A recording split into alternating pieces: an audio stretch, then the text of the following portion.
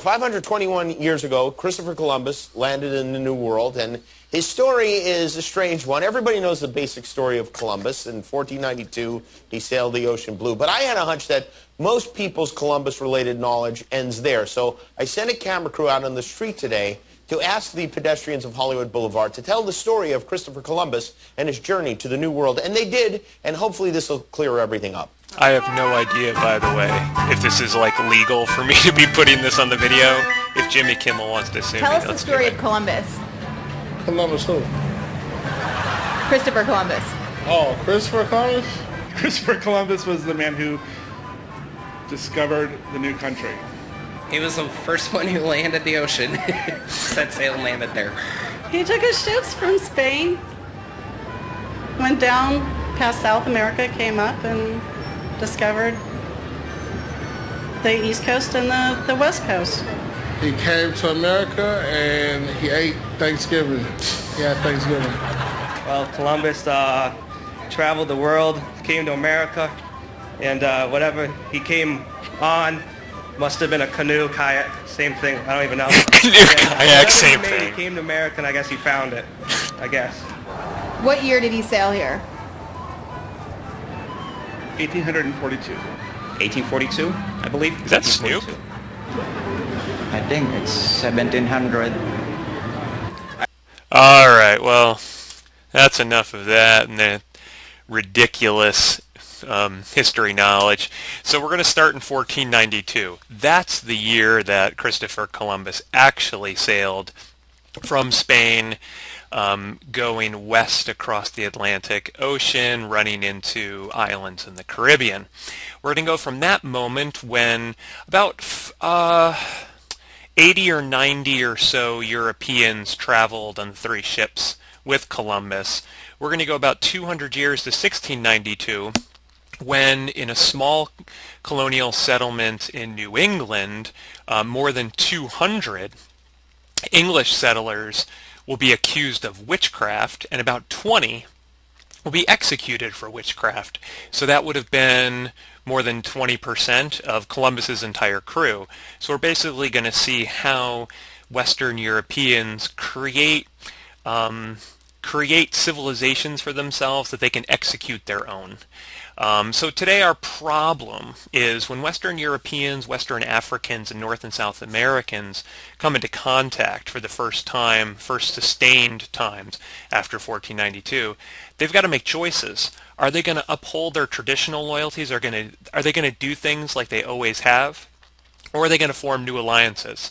And those alliances aren't necessarily just with people. It might be with animals. If you're Native Americans, what do you do with horses? Do you use them? Do you not? It might be with technology. Do you use metal objects or do you not? It might be with religion and the gods. It might be with agricultural items. When potatoes and onions come back across the Atlantic to Europe, Europeans are convinced potatoes are poisonous and are going to kill them. And then they start eating them. So an answer for today is going to be that Western Europeans, Western Africans, and North and South Americans largely created the New World and New Worlds by actively choosing new loyalties, forming new alliances. Part of what made this a new world is people trying new things. So why did Western Europeans adventure out to begin with? Why did Columbus set sail across the Atlantic? Why did the king and queen of the landmass we call Spain supply him with money and with boats? And this map from 1482, so 10 years before Columbus, gives us an indication of why Western Europeans did it. And a reason we have here is because Western Europeans, in their own understanding of the world, are marginal. They're on the margins. They're not at the center of the universe. The center of the world for Western Europeans before Columbus is what we call the Middle East or the Orient. And basically it's this area right here is the center. Maybe Jerusalem is the center because of your Christianity. Maybe the Middle East is the center because it's the great trade route between Africa, Europe, and Asia. So this is their conceptual center of the world, and they're on the margins. Western Europeans are on the margins. And it's really difficult for them to get across. It's hard for them to get to the Middle East. It's hard for them to get to trade that they might want in Asia. If they're going to go, they might go along the Mediterranean here, but then they run into the Italians, okay, and the Italian fishermen. If you want to go by land, it's really, really far. Okay, and you might have to go through the Middle East. You might have to run up against Muslim nations and peoples who are going to basically either not allow you to go or to force you to pay. If you've seen Matt Damon's movie Great Wall, not a great movie, but nonetheless, there's Europeans trying to get to China, in that case to get gunpowder, and who knew that they were going to save the world from kaiju or whatever it is they save them from. So 30 years later, we have a map from Martin Waldseemüller, 1507. It's the first map to put America on the map, literally the word America on the map, but also the Americas as a separate landmass from Europe, Africa, and then Asia over here. And you'll notice the understanding of America is pretty limited at this time. Columbus sailed in 1492, brought back information, but it's this notion, it's a separate piece. There's water to each side of it, and in the very bottom of this image he uses the word America after Amerigo Vespucci, one of the explorers who sailed for both Spain and for Portugal. He also has here Castile, that's Spain, or one kingdom within Spain. And what's interesting about Martin Waldseemüller's map is Martin Waldseemüller doesn't come from Spain or from Portugal. Down here, Martin Waldseemüller is a map maker in Saint-Dié on the kind of border here between what we call France and Germany. So basically information about the Americas is coming from Portugal and from Spain.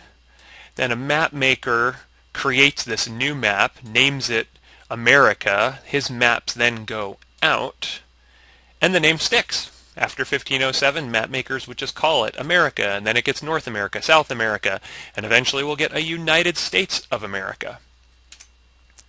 The first major Western European explorers using the ocean as a highway rather than seeing the ocean as a barrier are the Portuguese. And that makes sense, because the Portuguese are here along the water.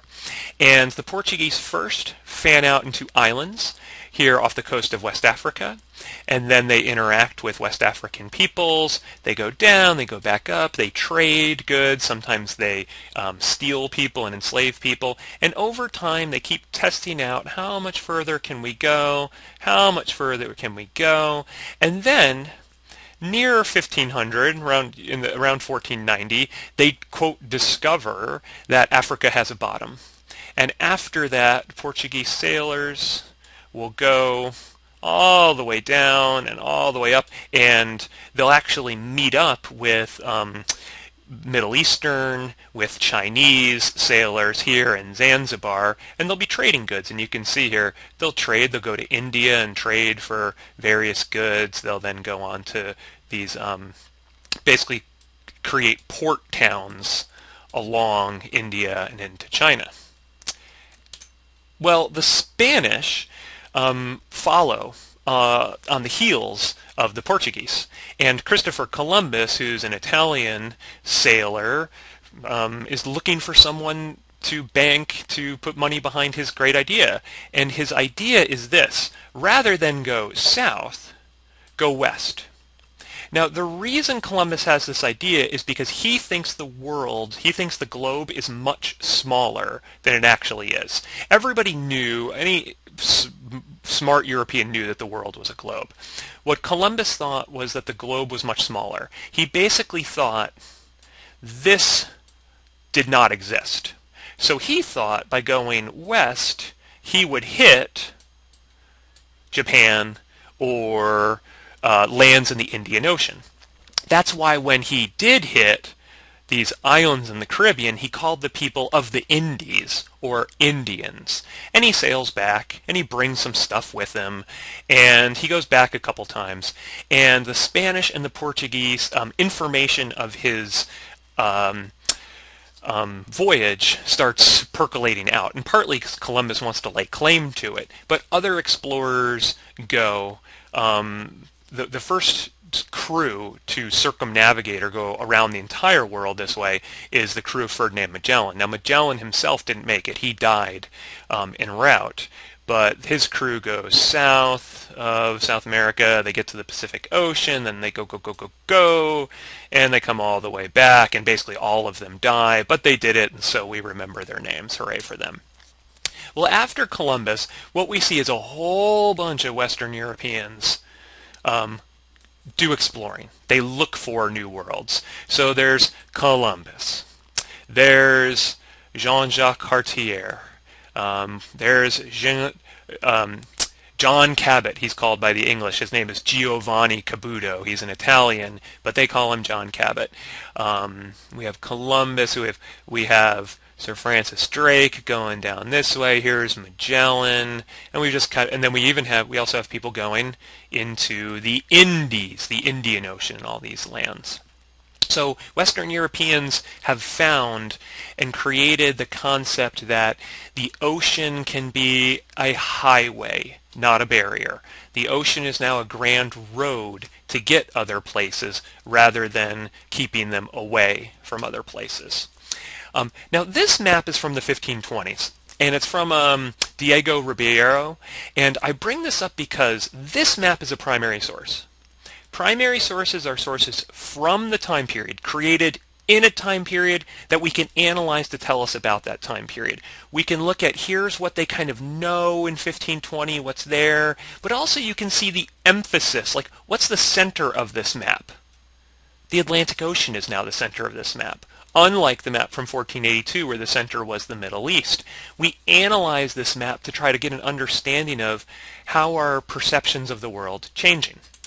Now this map is created after the fact by using scholarly resources. So this map we would consider basically a secondary source. It wasn't created in the 1500s. It wasn't created in 1600. It was created many years later. So this is a secondary source. This is a primary source. So we can analyze this source from the time period to try to understand the time period. And because you can notice, right, there's a huge emphasis on the Atlantic Ocean and also what they don't know about the Americas. So they know some things about South America. They know some things about what we call Mexico. They don't know hardly anything about the western coast. Okay, so that's what Europeans are doing from 1492 into the 1550s, 1600. They're fanning out. They're trying to figure out what's there, not only in the Americas, but also in the Indian Ocean. Who are the people in the Americas? Well, they get called Indians by Columbus and others. We call them mostly Native Americans or First Peoples or something to that effect. What you want to know is that in 1500, Native Americans didn't call themselves Americans at all. And in fact, they didn't see themselves as a united group of people at all. There was massive amounts of diversity among the millions of people living on North and South America. I mean, just think about it. People who live in the snowy mountains aren't going to be anything like those people who live on the plains or who live in areas where there's lots of waterfall or places where people who hunt buffalo are not going to be the same as those who fish. And so this map is just of kind of northern North America, and each of these kind of listed names here are the names of what Europeans end up calling tribes, but they're really nations, they're kingdoms, they're people. So we have the Kiowa, we have the Shoshone, we have on the East Coast the Massachusetts, we have the Powhatan, we have the Tuscarora, we have the Cherokee, the Shawnee, and we have a whole bunch of different groups of people here, and they rise and fall. You'll notice some, so here's the Iroquois, but they're kind of a group of 5 various kind of loosely aligned Native American groups.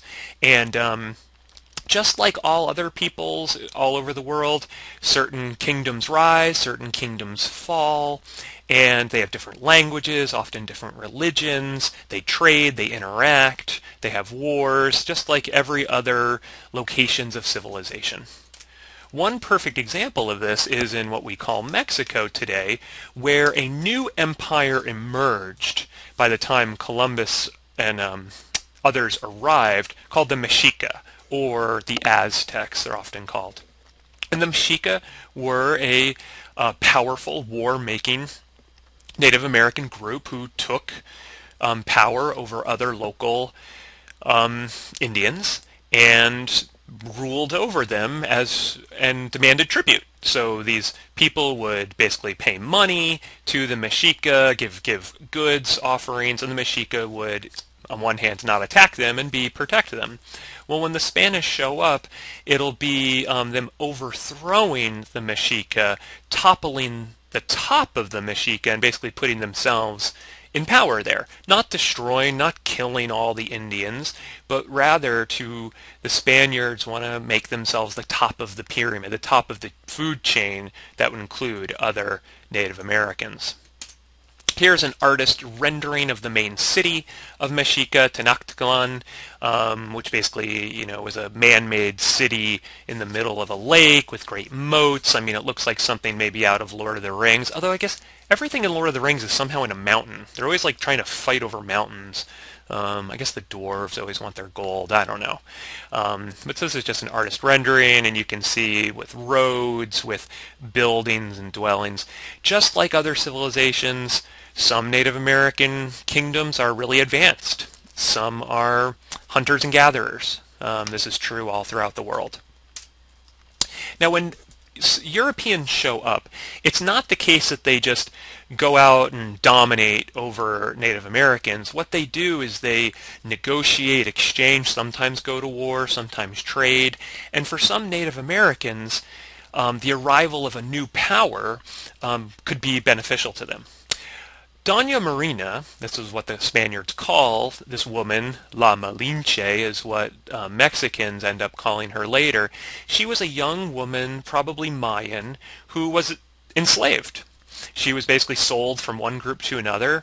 Hernan Cortez and his men show up, and she gets traded to Cortez and his men, and she works as an interpreter for him. And so here's a drawing from basically a description of their interactions from 1585, which show Cortez negotiating with Native Americans, and here's Doña Marina behind, basically translating for him, working with him. She would also have sexual relations with Cortez himself and with other of the Spanish leaders, and she and her family would actually gain some notoriety and some authority. So for her, the invaders end up being liberators in one sense.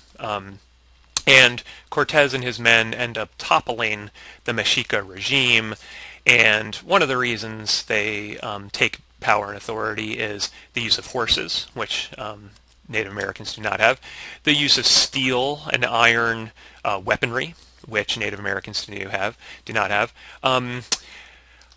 Viruses and microbes will wipe out many thousands of Native Americans, and finally, a whole bunch of Native Americans will join the Spaniards as troops in alliances to fight against other Native Americans. Now, West Africans and Africans participate in this as well, and not just as slaves, sometimes as enslaved individuals, but sometimes as just explorers. Two examples are Juan Garrido and Estevanico, who are just two individuals who were purchased at some point from Africa. They then go live in Portugal, and then they travel to the Americas. And Estevanico traveled thousands of miles in the Americas all over the place, long before any British settlers were actually even here.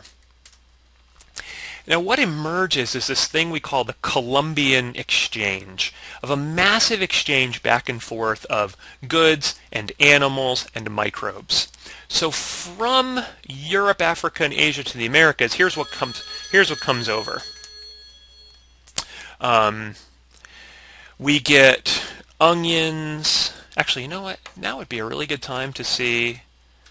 Oh, that didn't work. No, I don't want to discard that. I just want to check really quickly. Oh, I'm trying to buy a dollhouse for my kid, and this person hasn't responded. They must not want... I'm trying to let go for the first time. Anyway, here. You want to see?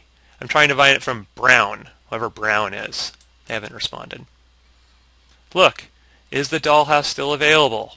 I'm interested. Hi, I'd like to buy. Should I write, I'm not interested? No, that wouldn't be appropriate. All right, we'll see if they get back to me later.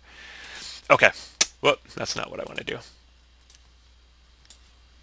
Let's get back to the lecture. You don't care whether I buy a dollhouse or not. Maybe you do. So back to the Columbian Exchange. I'm really bad at PowerPoint, as you can tell. Okay, so what comes over? So what comes from Europe to the Americas? Okay, well, forms of onions. Olives come over. Coffee beans are imported from the Middle East. Peaches and pears, wheat, rice, barley, cattle, sheep, pigs, and horses. In fact, the Spanish would drop pigs off on islands, 10, 20 pigs, so that future adventurers, future explorers could come and there'd be more and more pigs. And also these animals would terraform. They would, go out and chew up the landscape. And Europeans also bring smallpox, influenza, typhoid, measles, etc. And the reason a whole bunch of Native Americans die, and not as many Europeans die of disease, is because the illnesses come over and the Americas become kind of a petri dish, a kind of container for the microbes and the illnesses. For the viruses to go back, the virus has to live in a human, and most often the people died en route. So what happens here is one person gets sick, they then run away, they give the sickness to someone else, people run away, and next thing you know, there's a contagion. So what goes from the Americas to Europe? Well, pumpkins, squash, sweet potatoes, most important, corn. Corn will just take off throughout the world. It'll be grown in China within decades. Tomatoes, potatoes, tobacco. Now, sugar is one of the things that comes from Europe to the Americas, and then the Americas get really good at sugar, and sugar goes back. So the Columbian Exchange is not a kind of pure one direction or the other. It goes back and forth. Things are traded back and forth. So potatoes come from the Americas, they go to Europe, then the Irish potato is created and it's brought back to the Americas. And same thing with people. People traffic back and forth. Much more often people to the Americas rather than people from the Americas to the rest of the world, although there are some examples of that.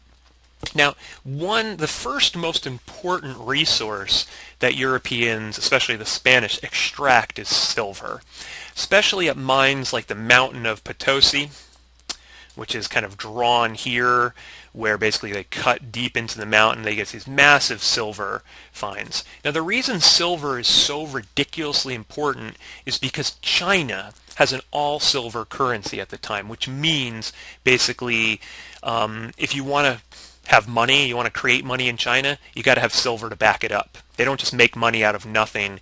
They take however much silver they have, they create that silver into this thing they call a saici, or I don't know how to pronounce the word, but it's basically like currency, and it's made out of silver. So the Spanish start funneling silver to China through Spain. So you take the silver from the Americas to Spain, you tax it there, and then you sell it to the Chinese. And they create a trade relationship with the Chinese where the Spanish basically are taking more and more authority. And so this is ridiculously important and creates basically the Spanish Empire in the Americas. Now, by 100 years or so after Columbus, we see the emergence of new European maps. And they're maps using new technology, a projection map. So literally lines projected onto sheets of paper. And this is Gustav Mercator kind of is inventive here. You see these lines?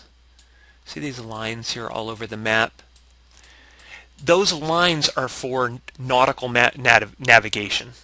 So the Mercator map, which is more accurate than other maps, but it's accurate not for land masses so much as it is for water. Okay? And a lot of people have criticized the Mercator maps because when they look at the land masses, you see a reduction in the size of Africa, a reduction in the size of Asia relative to the size of Europe. Europe is made much larger. Now the reason for that is because Mercator doesn't care so much about the land masses. He cares about how to get from the land masses to other land masses across the water.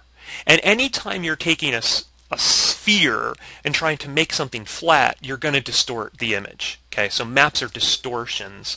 But the point here is the water, the Atlantic Ocean is the thing that Western Europeans are most care about. So this is a map from about somewhere between 1620 and 1650 of North America. And you can see here in Mexico, there's all these names of places. So this area, the Europeans are settling. And there's, rivers here. Things are listed along the coast. But what I find most fascinating here is some of the imagery here of what kind of symbolizes America. There's horses right in the center. Here, I'll give you a close-up picture. Here are the horses. Horses, which didn't exist in the Americas in 1492, now 150 years later, are kind of an emblem. There's deer. Oh, there's bunny rabbits. Cute. We have all these bunny rabbits in Lakeside. They are so cute. And then there's beaver, right? That's what's defining this terrain for many Europeans. One, an import, and then other goods, other animal resources. So the English show up quite late to the game. Northern Europeans are far behind the Portuguese. They're far behind the Spanish. And basically they get the leftovers. They get the things the Spanish don't want. And because there's no silver, there's no gold, you can't grow sugar there. So the English show up and establish themselves in Virginia around 1606. The French will show up here in Quebec around 1608, so notice a very similar time period. But notice that's more than 100 years after Columbus, so a lot of time has passed. And the English settle, and then the English in 1620 do something that Europeans hadn't done before. They settle as families. Before 1620, when Europeans come to the Americas, it's almost entirely men. It's men who come, maybe they form families in the Americas, maybe they just stay for a time and go home. 1620 is different. In 1620, a group of English settlers come as family settlers. They come to plant themselves and to stay. Quebec is a trading outpost. Jamestown, Virginia is basically they're looking for riches. After 1620, things change. More and more families come. And by 1692, you have the establishment of settlements. You have the establishment of communities and towns. So much so that Salem, Massachusetts, has an outbreak of witchcraft accusations. They hold trials. They execute people. They're a functional civil society. Not a civil society you'd probably want to live in, especially if you're a witch, because that's a good way to get yourself killed. But it's nonetheless, it's got enough people where they can do things like hold trials and execute people. They're not starving to death, for instance. Now, Native Americans, the name here came behind. Why don't I fix that? Oh, right here. Doop, doop, doop. So Native Americans have choices in the northern territories. That how are they going to respond to Europeans? And honing in on the East Coast, two examples I can't pronounce his name, Paciano, however you say that, and then Tisquantum, that's Squanto. These are guys who make choices. Both of them travel back to Europe. Mr. P goes to the Spanish. Squanto ends up with the English and also the Spanish, and both of them return to the Americas. Mr. P ends up coming back with the Spanish and helps lead a rebellion against Jesuit priests and basically kills a whole bunch of Jesuits. And Squanto comes back to Squantum and basically brokers deals between local Native Americans in New England and the Pilgrims. Those are the people who have Thanksgiving. Those are the ones who eat turkey. Well, Tisquantum is basically the negotiator between the Native American group and the English settlers. Sadly, Tisquantum dies of disease after this, after he's traveled across the ocean, after he's learned English and Spanish and a few different Native American languages. He's a really fascinating guy. And then there's this thing called the Powhatan Confederacy. They're in what we call Virginia today. That's where Pocahontas comes out of. And so Pocahontas basically is marital trade. She's basically hey, maybe our kingdom can create an alliance with your kingdom through marriage. We're going to marry off Pocahontas to one of your leaders, and maybe we can all be, have trade alliances and political alliances. Pocahontas goes over to England. She too dies of disease. And Europeans, the English are fascinated by the people they come here. Here's a drawing or a painting from Theodore de Bry's The Marks of Some of the Leading Men of Virginia from 1590, and it's looking at kind of what are the different tattoos, what's the kind of clothing this people wear. Here to the right, this is a drawing of Powhatan, the leader of the Powhatan Confederacy, and his people trying to figure out what they're going to do in relationship to the English settlers. Now, last bit I want to talk about is the rise of this West African slave trade. So basically, Europeans, as they settle in the Americas, there's not enough Europeans to do all the work they want to do. They want to do work, they want to mine, they want to grow sugar, they want to grow tobacco. These are labor-intensive things that a lot of Western Europeans don't want to do. Well, the Western Europeans try to force Native Americans to work, but lots of Native Americans are dying from disease, and a whole lot of Native Americans just don't want to do it. They know the terrain, they know surrounding peoples, so they just take off. They just leave. So Western Europeans come up with an idea, basically, that is, let's take a people that we can try to force into labor, take them to a geography they don't know, with languages they don't know, and where are they going to go? Where are you going to run away to? So West Africans become the labor solution to the Americas. Now, what I want you to see here is where these West Africans are going. The vast majority go to the Caribbean or to South America. A very small minority go to lands that become the United States. Okay, about 5% end up there. And it's not the case that all of Africa is being enslaved. It's the coastal regions of the West. And the reason for that is Europeans can't penetrate into Africa because there's lots of Western African nations that are too powerful. In fact, the people who are trading to Europeans, West Africans, are other West Africans. So what happens is there are wars and conflicts in West Africa. You defeat an enemy. What do you do with your enemy? Well, you can enslave them. You can try to bring them into your society, or you can sell them away. Well, that's a really good solution, especially if you want to get something to get rid of people. And so these West Africans trade other West Africans for European goods, oftentimes European muskets. And this creates a kind of cyclical spiral effect of trading West Africans for goods, and then wanting to get more goods, so going and apprehending more other West Africans, and it goes and it goes and it goes, and it goes for hundreds of years. You'll notice the dates here, 1500 to 1870. It goes for hundreds of years. It encompasses millions of West Africans and completely alters the entire scope and shape of West Africa during the time period. So this is the kind of the new worlds that are made. They're exciting, they're engaging, they're sad. Literally millions of people will be altered by the new trades, the microbes exchanged, the violence, the sex, the conversations that people have. In the next lecture, I'm going to get into how colonies rise up and the emergence of colonial empires, where the Americas become important pieces, extensions of Europe themselves. So good luck on your quiz, and hope you enjoyed good old video. Here, let's end with a little more Jimmy Kimmel. I just remember the little nursery rhyme. Columbus sailed the blue in 1442. He sailed the blue in 1942. Who did he meet when he got here? Met some Indians. And what did he say to them? How? He said how? Yes. Do you know what Columbus's last name is? Oh, that's not fair.